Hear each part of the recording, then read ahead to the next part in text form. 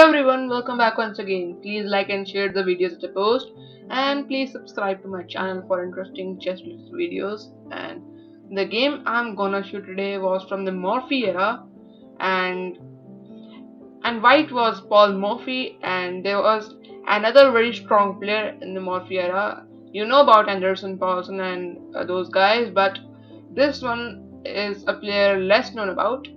His name is Thomas Barnes, and he also had many great battles with Morphy, of course, in chess. So this was a very interesting game I want to show you. Here Morphy has the white pieces, and he opens with e4. And we have a very strange move in the opening. First move f6, and Morphy plays just according to the fundamentals, taking over the center d4, e6, bishop d3, knight e7, and bishop e3. Developing the pieces simply, d5, knight c3, d takes e4, knight takes e4, and knight e5. Black's position is no doubt slightly dubious, but it's not that bad. It's not something like losing. Knight h3, an interesting move by Morphy. So bishop e7 simply, queen h5 check, attacking the king. g6, queen f6, starving castles.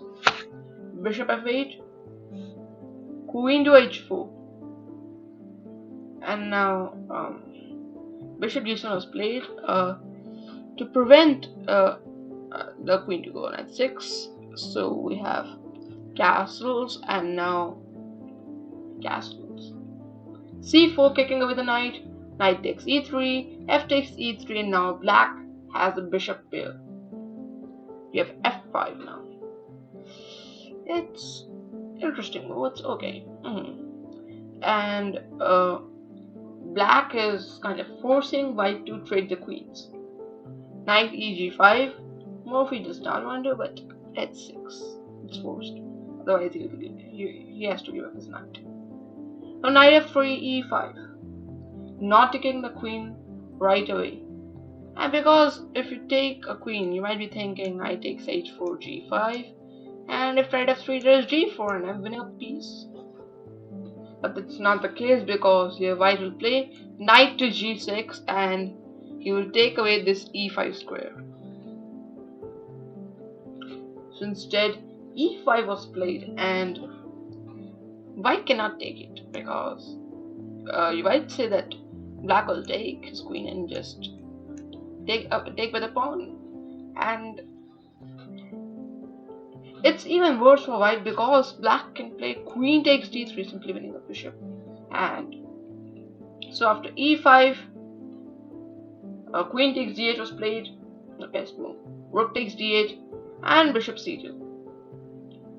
You want to move away your piece from pin, as you have to pin it to win it. E takes d4, e takes d4, and now knight c6 was the best move for black, simply targeting the d4 pawn, and to save it you have to play d5. And now after knight b4, you will lose your b2 pawn, and yeah.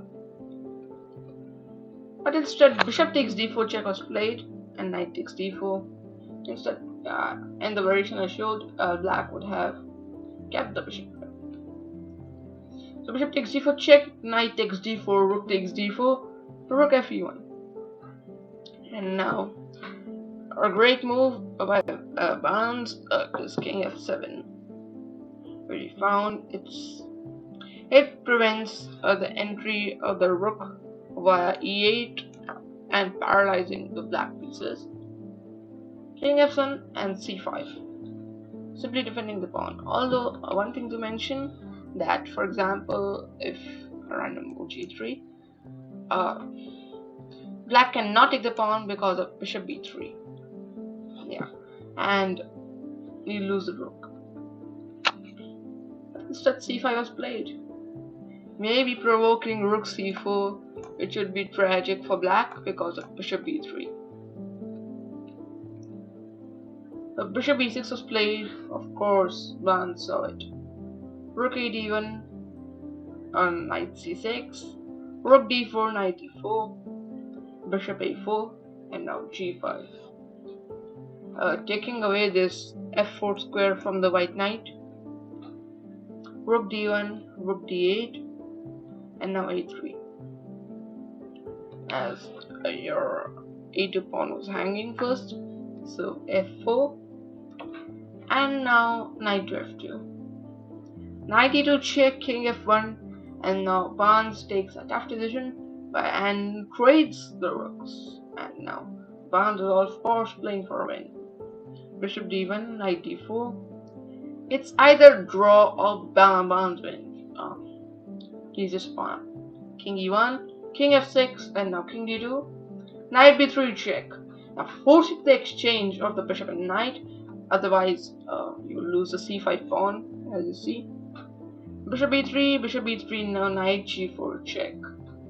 So king g6, a very natural move, defending the h6 pawn. G3, h5, attacking the knight. Knight f2, king f5. King c3, Morphy attacks bishop d5. King d4, c6, b4, bishop g2, gf4, and now king f4.